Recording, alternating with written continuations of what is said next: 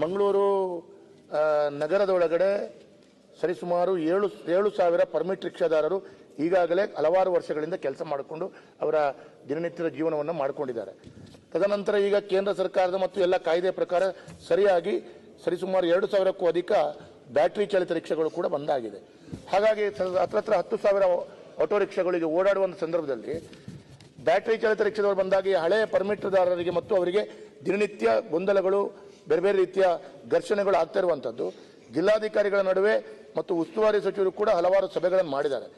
ಅದಕ್ಕಾಗಿ ಆ ಸಂಘದವರು ಮಂತ್ರಿಗಳಿಗೆ ಮತ್ತು ನಾನು ಕೂಡ ಮಂತ್ರಿಗಳಿಗೆ ಮನವಿಯನ್ನು ಮಾಡಿಕೊಂಡು ಇದಕ್ಕೊಂದು ಒಳ್ಳೆಯ ರೀತಿಯ ಒಂದು ವ್ಯವಸ್ಥೆಯನ್ನು ಬಗೆಹರಿಸಿಕೊಡ್ಬೇಕು ಅಂತೇಳಿ ಮಂತ್ರಿಗಳಿಗೆ ಕೇಳಿಕೊಂಡಿದ್ದೆ. ಕೊನೆಯದಾಗಿ ಮಂತ್ರಿಗಳ ಹತ್ರ ತಮಿಳುನಾಡು ಸರ್ಕಾರ ಇದೇ ರೀತಿಯ ಸಮಸ್ಯೆ ಆದಾಗ ಅಲ್ಲಿ ಆ ಸಮಸ್ಯೆಯನ್ನು ಕಂಡುಹಿಡಿದು ಅದನ್ನು ನಿವಾರಿಸುವಂಥ ದೃಷ್ಟಿಯಲ್ಲಿ ಒಂದು ಮುಂಚೂಣಿಯಲ್ಲಿ ಒಂದು ಹೆಜ್ಜೆಯನ್ನು ಇಟ್ಟಿದೆ ಅಂತ ಹೇಳುವಂಥದ್ದನ್ನು ಹೇಳಿದೆ. ಈಥೆನಾಲ್ ಇದು ಈ ಬ್ಯಾಟ್ರಿ ಚಾಲಿತ ಇದೆಲ್ಲ ಸಭಾಧ್ಯಕ್ಷ ಇದೆಲ್ಲ ಏನಾಗಿದೆ ಅಂದ್ರೆ ಸೆಂಟ್ರಲ್ ಗೌರ್ಮೆಂಟ್ ಆಗ ಪರ್ಮಿಷನ್ ಕೊಟ್ಬಿಟ್ರು. ಅವ್ರಿಗೇನು ಪರ್ಮಿಟೇ ಬೇಕಾಗಿಲ್ಲ, ಪರ್ಮಿಟ್ ಇಲ್ಲದೆ ಓಡಿಸ್ಬೋದು ಅಂತ ಕೊಟ್ಟಿದ್ದಾರೆ.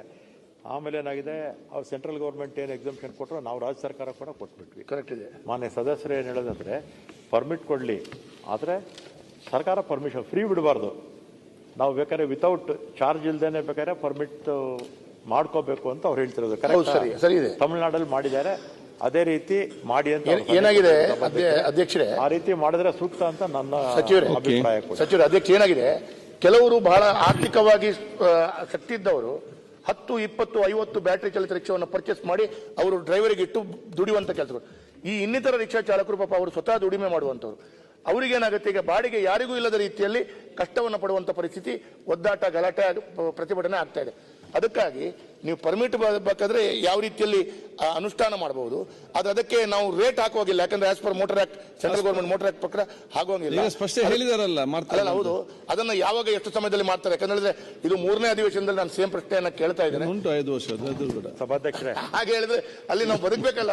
ಇಲ್ಲ, ಈಗ ಅವರು ಹೇಳಿರ್ತಕ್ಕಂಥದ್ದು ಸರಿ ಇದೆ ಸಭಾಧ್ಯಕ್ಷರೇ, ಅದು ಅಮೆಂಡ್ಮೆಂಟ್ ಮಾಡಬೇಕು ಅಂತ ಅನ್ಸುತ್ತೆ. ಮುಂದಿನ ವಿಧಾನಸಭೆಗೆ ಅಮೆಂಡ್ಮೆಂಟ್ ಕೂಡ ತರ್ತೀವಿ.